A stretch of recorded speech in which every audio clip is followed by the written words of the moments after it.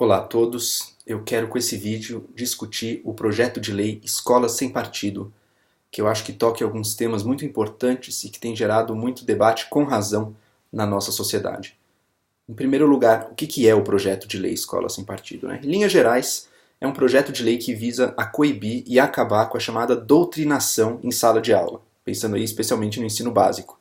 Ele quer coibir aquela figura do professor que traz a sua ideologia ou a sua fé religiosa ou as suas crenças morais, ou a sua posição política, e usa o espaço da sala de aula para tentar cooptar os alunos, para tentar vender para os alunos a sua ideologia, a sua crença política, e muitas vezes obriga os alunos a aceitar aquilo, a reproduzir isso em provas, não oferece outros pontos de vista, então usa um espaço que deveria ser de ensino e de aprendizado para mera doutrinação, para o mero proselitismo.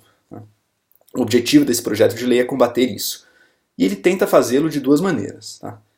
Por um lado, ele exige que toda a sala de aula tenha um cartaz em que constem os 6 deveres do professor, que o projeto lista lá no seu anexo. O professor não deve usar o espaço da sala de aula para cooptar os alunos para suas crenças, não deve trazer nada que ofenda os alunos, nada que fuja muito disso. Tudo buscando garantir que a sala de aula será um espaço em que o aluno terá uma educação, por um lado, neutra, do ponto de vista ideológico, político e religioso, e que também tenha acesso a uma pluralidade de ideias, e que o professor não deveria dar mais espaço para uma corrente ou para um tipo de pensamento, deveria dividir entre todos, ou pelo menos entre os mais relevantes. Em suma, toda a sala de aula e todas as salas de professores do país deverão afixar um cartaz com 6 deveres do professor, isso é um dos pontos. E o segundo ponto é que as secretarias de educação devem ter um canal que possibilite que cada aluno, que cada estudante possa fazer uma denúncia, possa fazer denúncias contra professores que eles julguem que estão violando os critérios da lei, que eles julguem que estão doutrinando em sala de aula. O aluno vai poder fazer essa denúncia de forma anônima junto à Secretaria de Educação, e a Secretaria de Educação, por sua vez, passa essa denúncia ao Ministério Público, que aí vai ter o papel de tomar as medidas cabíveis contra o professor. Bom, eu queria começar dizendo que, em um certo sentido, eu concordo com um diagnóstico desse projeto de lei. Quer dizer, olha, existe sim algo chamado doutrinação escolar, doutrinação nas salas de aula do Brasil. É algo que nem é tão incomum. Eu tive um professor que, na minha opinião, fez um uso muito ruim do espaço que ele tinha em sala de aula. Ele abusou aquele poder que ele tinha, aquela responsabilidade que ele tinha, ensinando, no caso dele, numa aula de geografia do colegial, dava basicamente doutrina marxista bastante obsoleta. A gente saiu de lá aprendendo a diferença entre mais-valia absoluta e mais-valia relativa, um conceito que para a ciência econômica de hoje em dia nem chega a entrar em discussão. Ao mesmo tempo em que a gente não viu nem rudimentos de oferta e demanda, curva de oferta e demanda, coisas que são bastante simples, mas que de fato são usados na educação econômica hoje em dia. Então foi um professor que enviesou muito o conteúdo dele e que ao mesmo tempo adotava uma postura autoritária, não deixava que discordassem, obrigava que concordassem com ele na prova, em suma. Um caso, na verdade, tive outros professores excelentes, mas e se esse foi só um, né? Na internet a gente vê coisas muito piores acontecendo aí por todo o Brasil. Professores que chegam a dizer abertamente que reprovam um aluno que discordar da crença dele acerca de Dilma ou Temer aí na presidência. Em geral, pró-Dilma. Mas, por outro lado, pode, ou às vezes acontece também. Então é um problema que existe, isso eu não duvido, isso eu concordo, mas eu sou contrário a esse projeto de lei. E eu queria dar as razões. E eu divido essas razões em basicamente 3 tipos. Primeiro, uma crítica quanto aos meios que a lei propõe para lidar com esse problema, um problema do qual eu concordo, é um problema que existe. Segundo lugar, uma certa concepção da finalidade da educação, talvez essa seja uma crítica mais séria também. O ideal que a lei tem de neutralidade do ensino e de pluralidade de ideias na sala de aula, eu acho que deve ser questionado, porque ela pinta algo que, primeiro, não é possível, e segundo, também não é muito desejável, provavelmente também não é desejável. E, em terceiro lugar, uma crítica quanto à relevância dessa lei nos dias de hoje. Bom, em primeiro lugar, quanto aos meios. Os meios que o projeto de lei propõe são 2. O cartaz, que, vamos ser sinceros, provavelmente em si mesmo é totalmente inócuo. Ele é mais um caso, mais uma instância dessa perene crença brasileira ou da política brasileira de que botar informes, cartazes, reclames placas e dizeres em rótulos ou nas paredes de diversas repartições ou edifícios ou o que seja, vai resolver muitos problemas da população. Tá? Sei lá, nos nossos elevadores, todo elevador no Brasil tem pelo menos 3 dizeres: contra a discriminação, se o elevador, verifique se o elevador se encontra parado neste andar e não use em caso de incêndio, sabe? Então, um negócio, será que isso ajuda alguém? Todo supermercado tem os dizeres, o cartaz sobre a sacolinha. Todo panfleto que se faz no Brasil tem que dizer: não jogue na via pública. Ah, sim, porque depois de ler aquilo a pessoa muda a sua conduta e não joga na via pública. Ou então, bebidas alcoólicas, se beber não dirige, não venda para menores. Tudo no Brasil parece que tentam resolver com um informe, com um cartazinho, com um reclame informativo ou exortativo. Faça a coisa certa, olhe os seus deveres, os deveres do professor, cobre isso. E no fundo não é assim, né? Acho que no fundo a maioria das pessoas passa batido por isso, e acho que isso vai criando, até opinião minha, mas acho que vai criando uma cultura meio de cinismo com relação a tantas demandas de atenção e dizeres e cartazes informando melhor os deveres, as informações.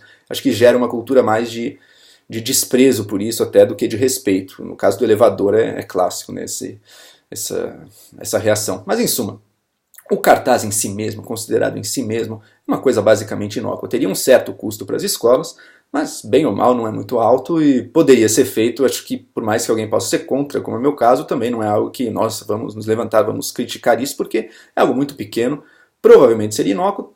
Será que teria algum pequeno efeito positivo? Até nem descarto que talvez pudesse ter. Então, talvez esses cartazes e tudo tenham um leve efeito marginal aí positivo. Mas esse mesmo cartaz, eu acho que ele tem uma finalidade outra aí, tá? E lembrando que ele não só tem que estar fixado em todas as salas de aula, ou seja, não é só para os alunos lerem, como também nas salas dos professores, para os professores lerem. E eu acho que ele serviria uma outra função aí, que é uma função daí mais questionável mesmo, que é a função de intimidação.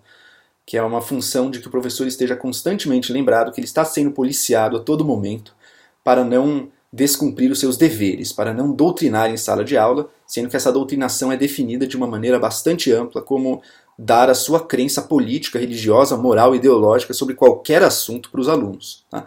Algo que, como eu vou tentar discutir à frente, está sempre um pouco presente, pelo menos nas matérias humanas. Tá? Então isso vai funcionar como algo para intimidar o professor e intimidar com razão. Porque a lei não é só um cartaz, embora o Miguel Najib, o principal nome por trás do movimento e da ONG Escola Sem Partido, diga que o cartaz é o principal, o projeto de lei não é só um cartaz, ele também constitui esse mecanismo de denúncia anônima e de levar o professor direto para o Ministério Público. Tá? De tirar algo que poderia talvez ser resolvido internamente à escola e levá-lo diretamente para o braço armado do Estado, que cai direto na cabeça do professor que for denunciado pelo aluno. É como se a gente botasse uma corda no pescoço de todos os professores a todo tempo, lembrando: olha, você pisou fora da linha, você pode ser denunciado e o Estado cai em cima de você. Intervenção direta. E não sejamos ingênuos, né? O que isso significa? O que é dar esse poder para os alunos e para os pais do aluno? O que isso significa hoje em dia? Sabe? A gente tem alguma ilusão de que isso só será usado de forma justa, de forma equânime, de que os alunos são observadores imparciais e que só têm o melhor interesse da educação nas suas mentes? É óbvio que não. Imagina todo aluno que foi mal numa prova de história agora vai poder pegar aquilo e dizer: não, peraí, quando eu falei que o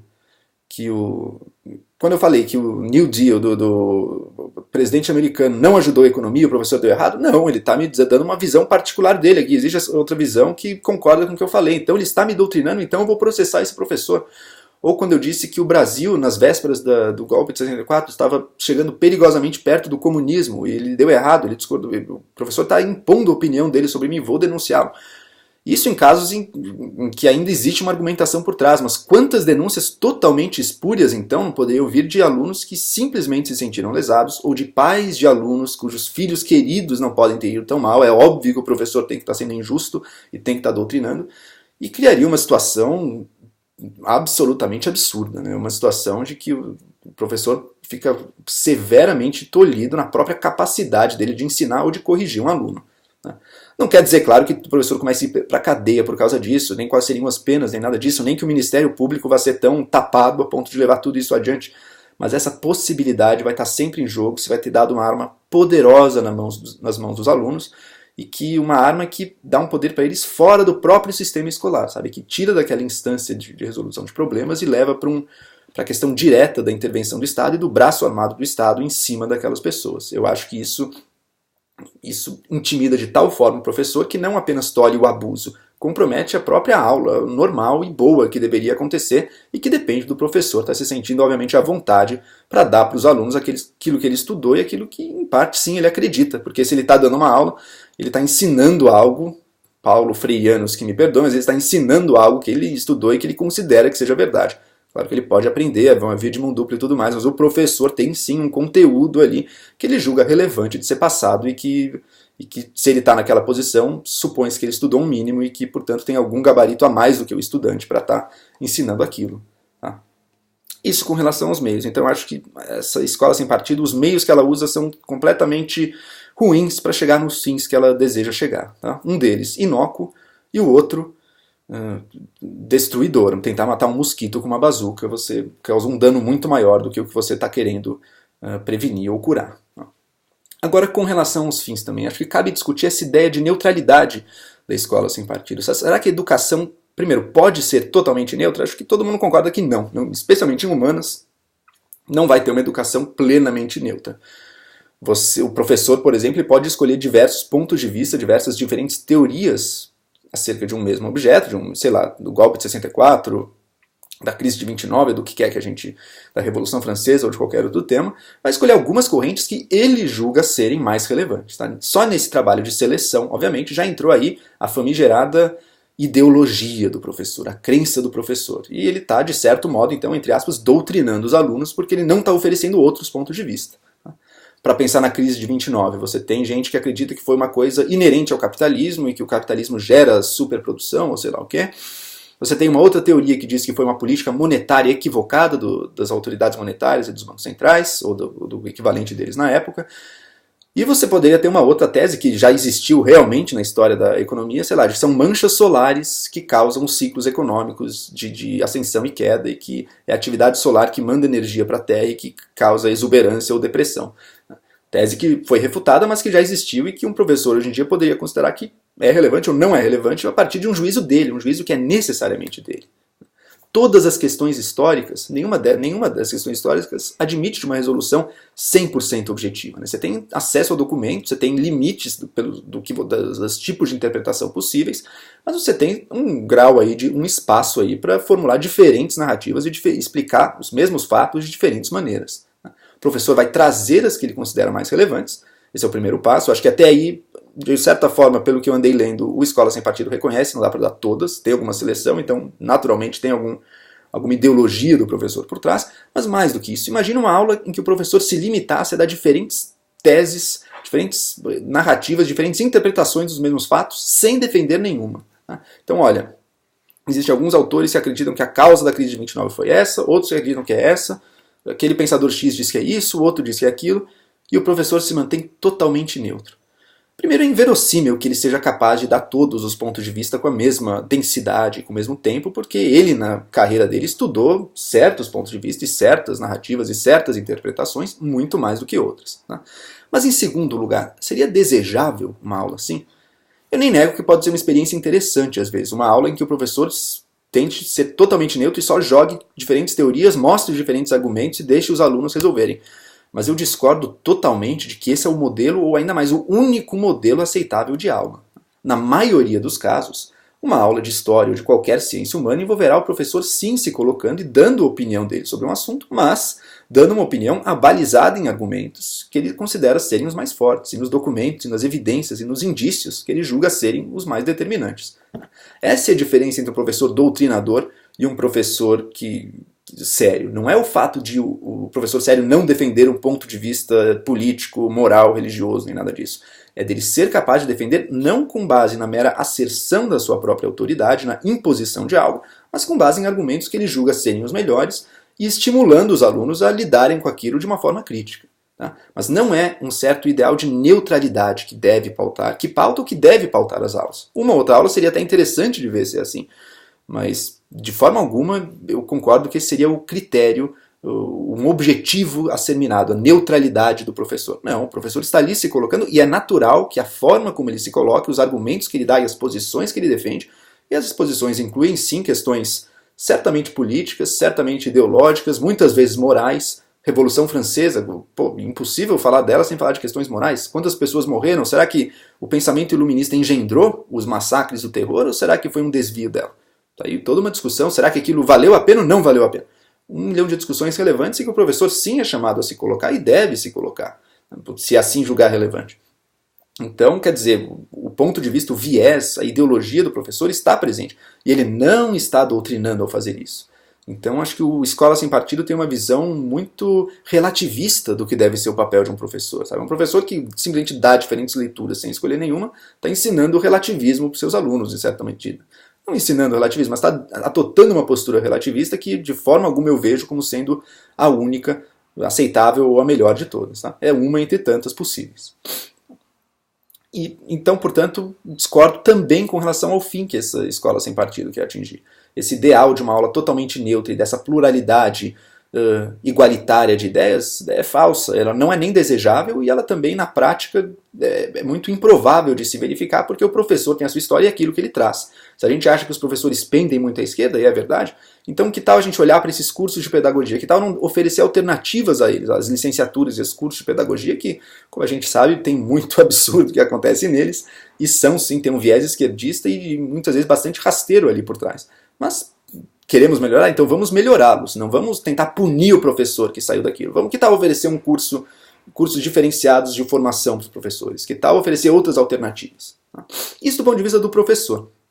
Porque meu terceiro ponto contra a lei da Escola Sem Partido é sobre a relevância dela. E eu acho que justamente hoje em dia essa lei já nasce obsoleta. Se no passado, se até os meados dos anos 90 o professor tinha um grande poder de ser a única fonte que os alunos tinham de opiniões históricas, políticas, religiosas e morais, hoje em dia esse poder acabou. Os alunos imediatamente, quando o professor afirma algo, alguns alunos que já têm smartphone na classe imediatamente já têm acesso a fontes diferentes, já checam os fatos que o professor afirma em aula e tem o maior prazer do mundo em refutar ou negar o que o professor está falando e trazer outro ponto de vista só para provocar. Então o professor não tem mais esse poder todo. Por mais que uma aula em que um professor tente doutrinar os alunos e seja autoritário ou seja muito enviesado, seja uma coisa ruim, essa aula não é tão destrutiva assim, porque os alunos já têm acesso a muitas outras fontes. Tá? Se hoje em dia a gente em universidades discute ou fala-se de escola austríaca, e escola austríaca é algo que está na boca, sei lá, de um político como Ciro Gomes, e que está sendo discutido por alunos de graduação, e que está gerando debates aí pela internet, isso não se deve ao papel dos professores de trazer esse campo de estudo. Se deve a ter sido descoberto, sim, via internet, via fontes que nem passaram pelo sistema acadêmico tradicional brasileiro. Para o bem ou para o mal. A gente pode achar que isso é bom ou que isso é ruim, tanto faz. O fato é que o sistema tradicional não tem o poder que talvez um dia ele já tenha tido. Supondo aqui que ele teve todo esse poder no passado também, que de fato as pessoas saem das escolas ou saíam das escolas como marxistas ou o que quer que seja, que também é um pouco questionável, mas hoje em dia certamente isso não é mais assim. Tantas pessoas se formaram e adotaram posições radicalmente diferentes do senso comum e da academia e do que se ensinou nos colegiais, do ensino médio das escolas, e que adotaram esse ponto de vista porque tiveram acesso a outras fontes que estão cada vez mais presentes. Então você não tem por que se preocupar tanto hoje em dia com essa coisa da doutrinação em sala de aula. O que parece ser, isso sim, é que o Escola Sem Partido ele quer limitar, isso sim, os tipos de ponto de vista que os alunos têm contato. Especialmente limitar e impedir que os alunos tenham contato com posições morais. E daí o campo da moral sexual parece ser bastante relevante para as pessoas por trás do projeto, parece que tem a real finalidade talvez esteja ali, mas impedir contato com visões que ofendam, sejam os alunos ou sejam os pais deles. Tá? Com uma visão de que o aluno não se deve fazer nada que ofenda as convicções pessoais, morais, ideológicas, ou religiosas ou políticas dos alunos. Mas olha, se a gente vive numa sociedade plural, é inevitável que as pessoas vão ter contato com coisas que as chocam. Sabe?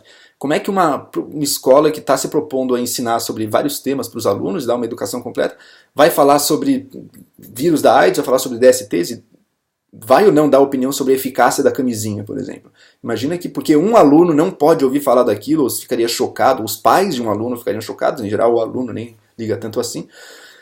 Como é que isso pode impedir um professor de discutir coisas seríssimas do dia a dia, sabe? E discutir de forma embasada, não precisa ser doutrinário. Você não precisa estar sendo doutrinário para estar discutindo e propondo certas coisas para os alunos. Então, acho que, no fundo, o que o projeto quer é limitar o tipo de coisa que os alunos têm acesso e limitar e impedir que os alunos se ofendam, que é algo irreal. Num mundo diverso como o nosso, heterogêneo como o nosso, em salas de aula de 40 alunos como são as nossas, é inevitável que algo ali que o professor diga vai ofender algum aluno sim. Infelizmente é parte do jogo. O aluno vai aprender a lidar com aquilo e vai aprender que, sim, na sociedade existem pessoas que, inclusive em posição de autoridade, que discordam, às vezes, radicalmente de você. Isso não quer dizer que você não possa dialogar, que não possa aprender um com o outro e que não possam chegar a um consenso. Tá? Então, quer dizer, no final das contas, o Escola Sem Partido ele não está preparando os alunos, não está querendo preparar um mundo realmente plural, está querendo possibilitar que as pessoas, ou as comunidades, ou as diferentes crenças se fechem em seus pequenos feudos psicológicos e mentais e não tenham contato uns com os outros, sendo que a escola seria um local privilegiado desse tipo de contato. Uma sociedade liberal não é aquela em que as pessoas estão fechadas, cada uma no seu clubinho, sem ofender umas às outras. Esse medo de ofender os outros, hoje em dia, que em geral vem da esquerda, até vem desse politicamente correto também, totalmente censurador, que impede discussões interessantíssimas, impede uma certa liberdade na forma de se colocar, porque está a todo momento censurando ou policiando as expressões que as pessoas usam, mas que também pode vir de uma direita que tem medo de discutir diversas posições morais por tabus religiosos ou qualquer outro tipo de autocensura. Uma sociedade liberal é aquela no qual as pessoas podem interagir, no qual sim conflitos surgem, mas esses conflitos não são resolvidos ou não precisam ser resolvidos de forma violenta. A pior forma de resolvê-los é com a violência privada, digamos assim. Eu te mato ou eu brigo com você para resolver nosso conflito, nossa diferença de crenças. Isso é muito ruim. Mas outro que também é bastante ruim é nós temos um conflito, então um de nós faz recurso à autoridade armada legítima constituída do Estado para calar a boca do outro, para impedir o outro, para resolver aquele conflito. Isso também é algo ruim do ponto de vista de uma sociedade saudável. O que é esperado é que as pessoas possam resolver a maior parte dos seus conflitos sem apelar para essa esfera da força bruta que se esconde por trás das nossas relações e que talvez seja necessário, mas que deve ser utilizada só como último recurso e não como o primeiro recurso por parte de um estudante que se sentiu ofendido com sei lá o que o professor de história dele disse numa aula. O professor disse que vota no PT. Oh meu Deus, que crime contra a humanidade. Eu lembro, curiosamente, que minha professora da pré-escola uma vez falou que gostava do Lula. A gente tinha ido comprar Lula na feira, mas ela também falou que gostava do político Lula. Oh, meu Deus, que crime contra a minha santa inocência foi perpetrado por aquela professora. De forma alguma, isso também é parte da vida. Quer dizer, imagine que isso fosse usado como pretexto para censurar ou para calar a boca daquela professora. Seria terrível, você destruiria a educação. Então, o Escola Sem Partido, o que ele faz, ele não só tolhe, ele não só coíbe os abusos, como ele compromete, talvez impossibilite o que é uma boa aula e uma boa educação e uma boa relação entre alunos e dos professores com os alunos. Por isso eu acho um projeto de lei, eu sou bastante contrário a ele, eu acho que se a gente quiser educação mais livre e com maior circulação de ideias e com maior debate e melhor debate, a gente deve ser contra esse projeto de lei. Ele identifica um problema real, embora um problema não tão sério quanto ele afirme ser. Mas os mecanismos que ele usa para combater esse problema são ruins, e o ideal de sociedade que ele parece pintar, que ele parece desejar por trás dele, que preserve as sensibilidades morais, e talvez de moral sexual mais sensíveis de todos os habitantes, de todos os cidadãos, é um ideal bastante questionável. Eu acho que esse não é o ideal de uma sociedade liberal que a gente realmente deveria almejar. Essa é a minha opinião sobre o tema, espero que esse vídeo que eu fiz pensando em atingir bastante pessoas, gere um impacto e gere um debate legal. E é isso aí.